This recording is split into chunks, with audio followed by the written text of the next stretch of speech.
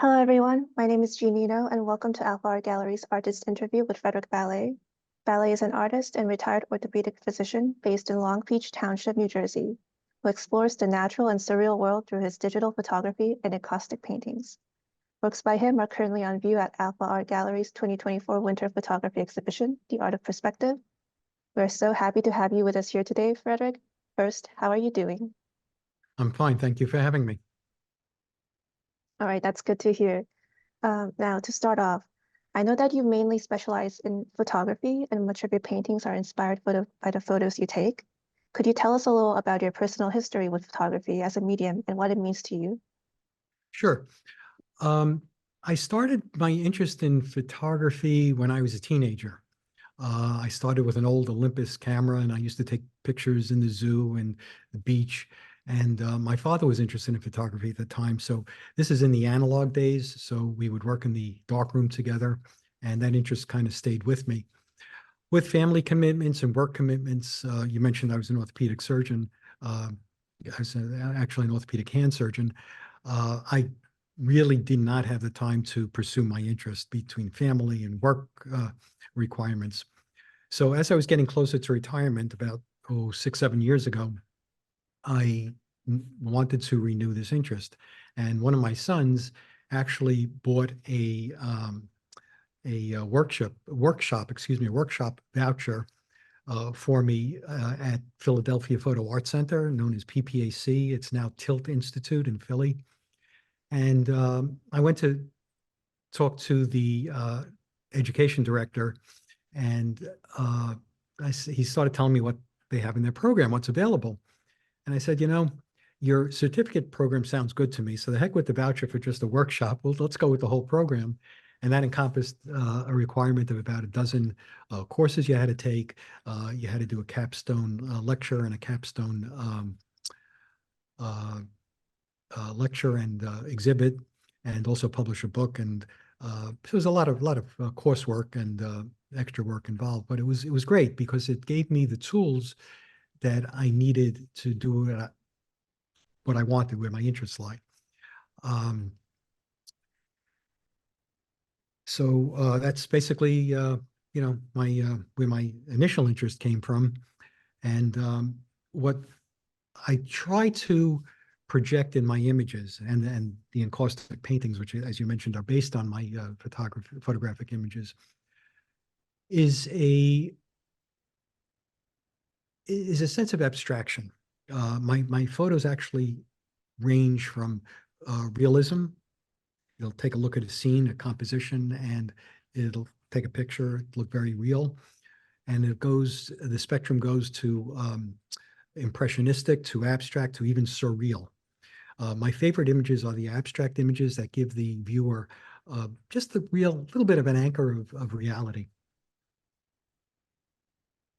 Okay, thank you so much. I always love hearing about like artists and like what kind of led up to where they are at the present moment and like I guess kind of their artistic like stylistic movement. Mhm. So that brings me to my next question. A Mhm. lot of your works focus on the ocean, the sky, and the border between those two bodies. I'm curious to know what initially attracted you to these subjects. Well, the natural world has always fascinated me. I'm fortunate enough to live at the beach down here in Long Beach Island, so I can take advantage of the composition at various times of the day and different times of the year. For instance, the sun comes up pretty perpendicular to the beach in the winter and comes up a little bit more north in the spring and summer.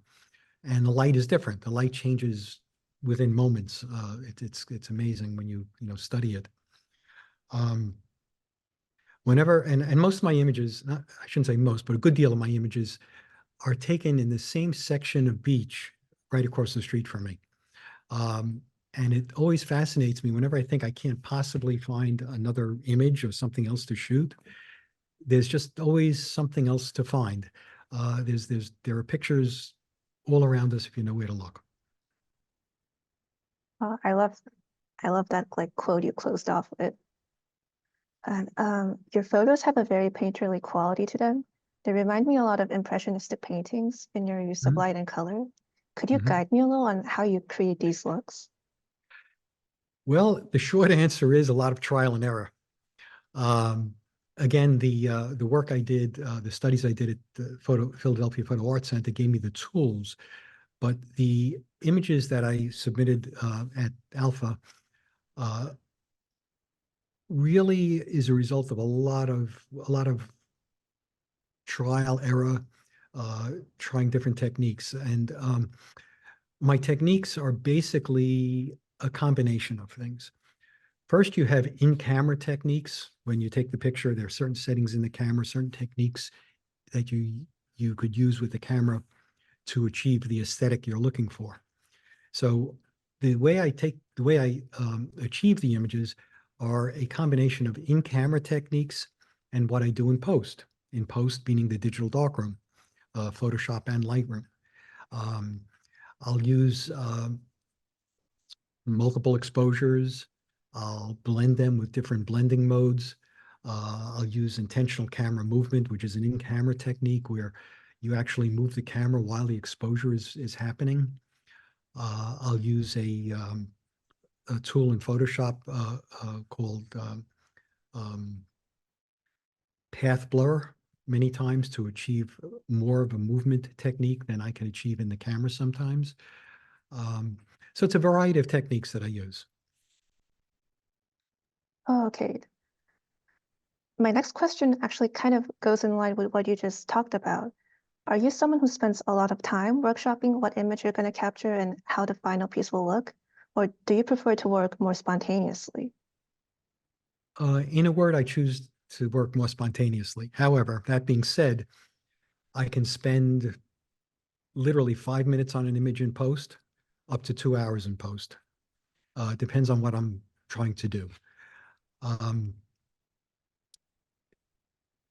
I don't go into a shoot with a hard and fast preset notion of what I'm going to shoot.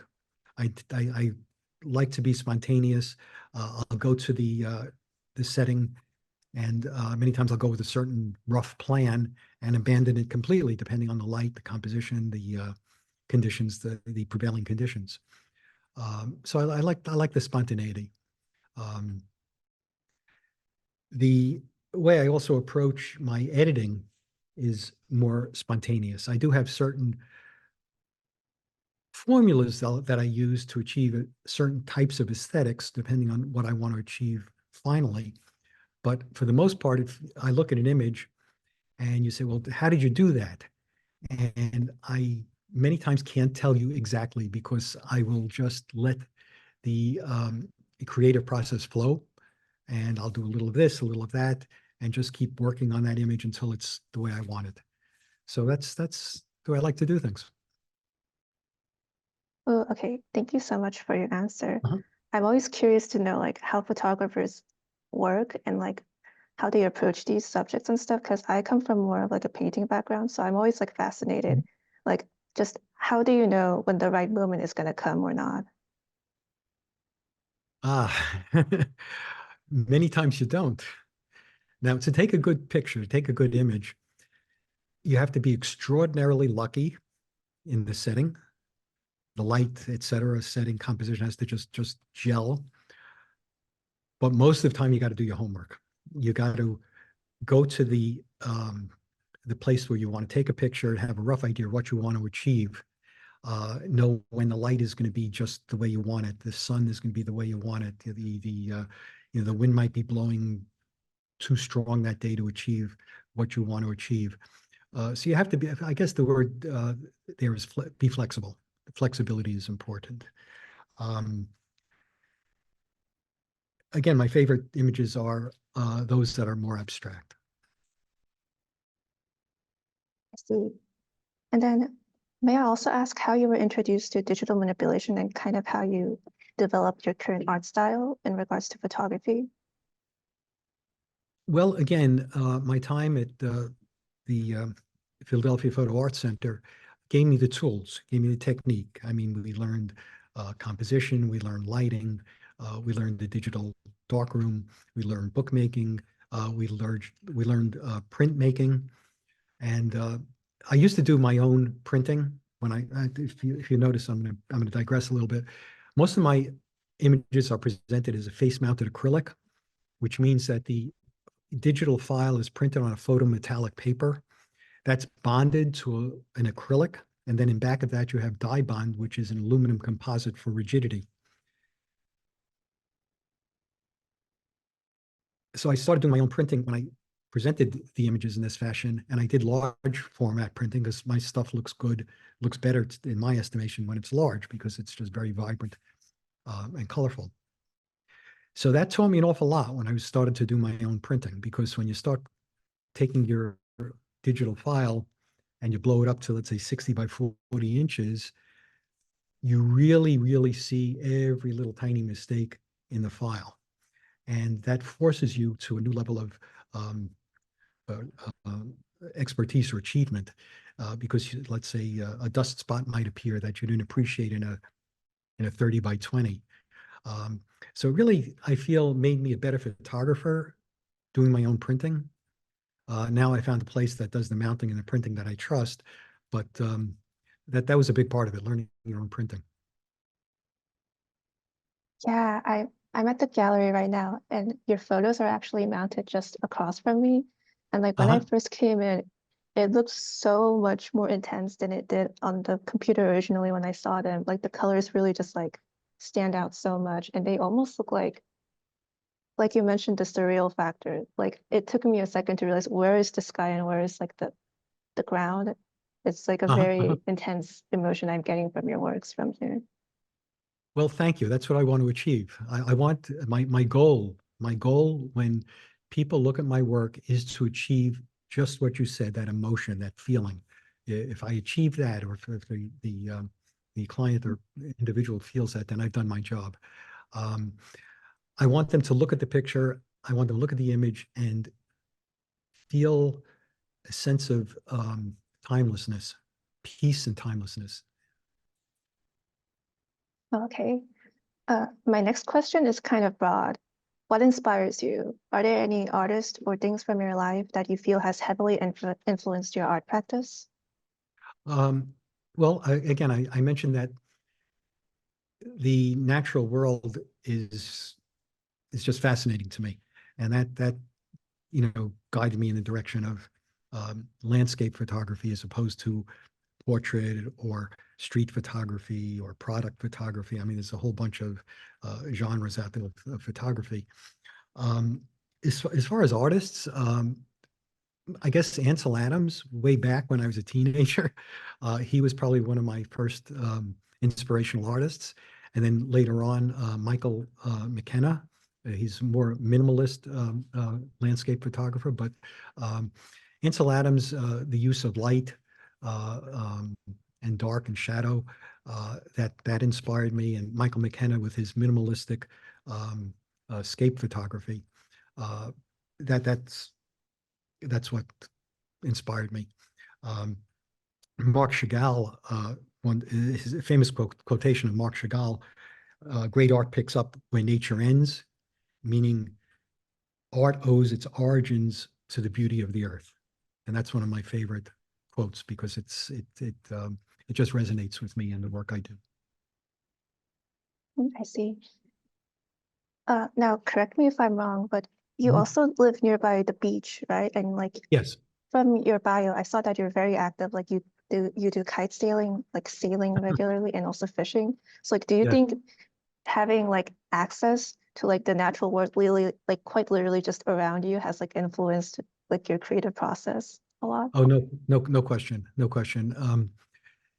A lot of, you hear about writers writing what they know. And I think photographers oftentimes photograph where they are.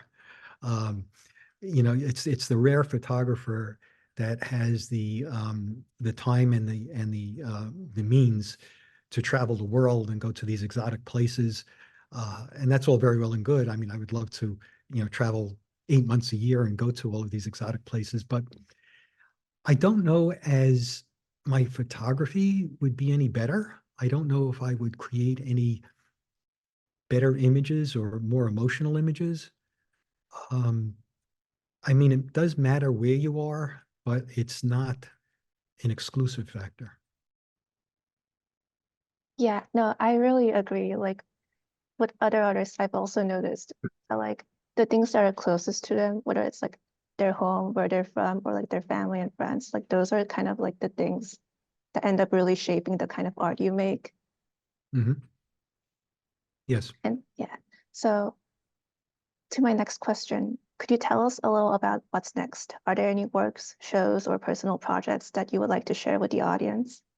Uh, yes, I mean, I mentioned encaustic painting, and I do over the last several years, I've started to do some encaustics, which I enjoy doing because it gives a little bit more depth than the plain two-dimensional photograph. So I'm going to do a little bit more encaustics. Um, I have a trip planned to the southwestern United States, so I'm going to photograph the Southwest Canyons, and I plan to, branch out a little bit from the beach in that regard. Also, I I think I'm going to try my hand in some street photography. I do have an opportunity. I do split my time between Long Beach Island and New York City, so I think I'm going to just give that a shot and see what happens. Um, I also have recently been accepted to Pallades Gallery in New York City in Chelsea, which I'm very excited about. And I have a show there, a solo show coming up in March of 2025. So I'm very excited about that. I will likely segregate the space into different themes. I haven't finalized that yet, but stay tuned. Yeah, so you have a lot coming up actually. That's very exciting. I'm Yes. looking forward to seeing all of those works and like your solo show. Thank you. And then that's all the questions I have for you today. Mhm. Thank you so much for joining us in this interview, Frederick. Like we wish you Oh, all the best with like the lots of like exciting projects you have for this year. well, thank you so much. And thank you for having me. And thank you, Alpha Gallery, for sponsoring this interview and the show. And thank you so much for your interview. Thank you.